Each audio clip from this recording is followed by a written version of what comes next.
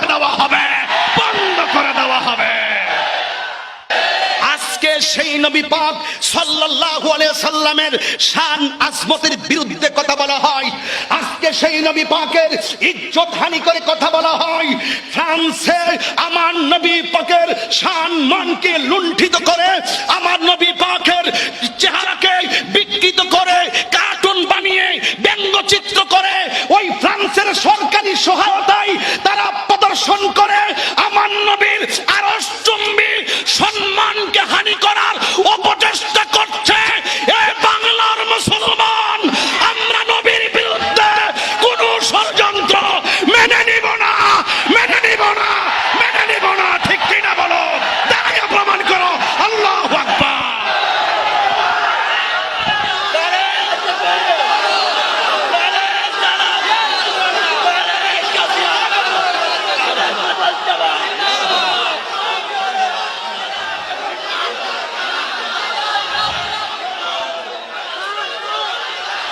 শুনুন রাঙ্গুনিয়াবাসী, শুনুন আপনারা, চট্টগ্রামবাসী শুনুন, এই বিশ্বের যত রাষ্ট্র হোক, যেই কোন জায়গা থেকে যদি লেখনির মাধ্যমে, বক্তব্যের মাধ্যমে, ব্যঙ্গচিত্র করার মাধ্যমে নবীর বিরুদ্ধে যেই অবমাননাকার উক্তি ফ্রান্সে করা হয়েছে, বাংলার মুসলিম জনতা, ঈমানি জনতা, আপনাদের কাছে একটা মাত্রই দাবি, ফ্রান্সের সকল পণ্য বয়কট করতে হবে, বয়কট করতে হবে।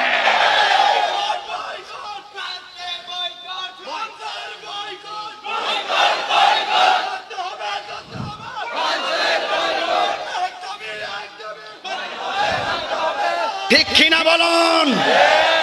আমি বোঝাতে চেয়েছিলাম কোন নবীর বিরুদ্ধে তার আঙ্গুল তুলে কথা বলে, যে ইসলাম ধর্ম হিন্দুকে সম্মান দিয়েছে, ইসলাম ধর্ম খ্রিস্টানকে সম্মান দিয়েছে, ইহুদিকে সম্মান দিয়েছে। আমার জান, আমার প্রাণের অস্তিত্বের উপরে কোন সত্যতায়, কোন বলয়ের কারণে ব্যঙ্গচিত্র করা হয়? রাঙ্গুনিয়ার মানুষ ঐক্যবদ্ধ হয়ে যাও, প্রয়োজনে ফ্রান্সের দূতাবাস বন্ধ করে দেওয়া হবে, বন্ধ করে দেওয়া হবে।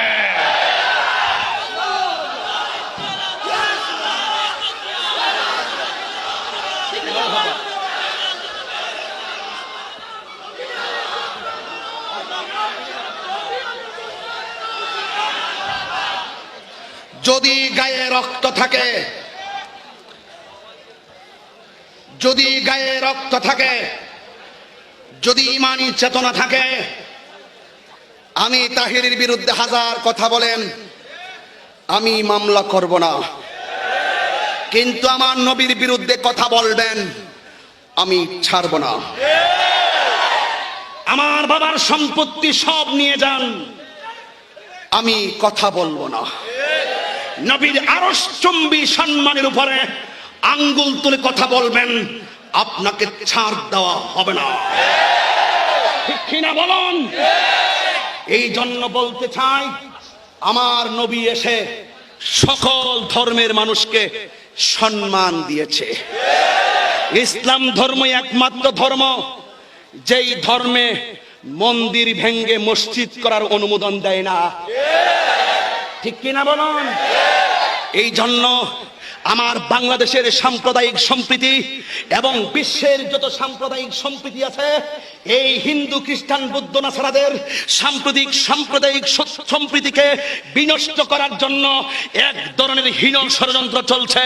ওই সমস্ত হীন ষড়যন্ত্রের দাঁত ভাঙা জবাব দেওয়ার জন্য প্রয়োজনে রক্ত দিব, প্রয়োজনে জীবন দিব, প্রয়োজনে আরেকটি ঈমানি যুদ্ধ হবে, যুদ্ধ হবে।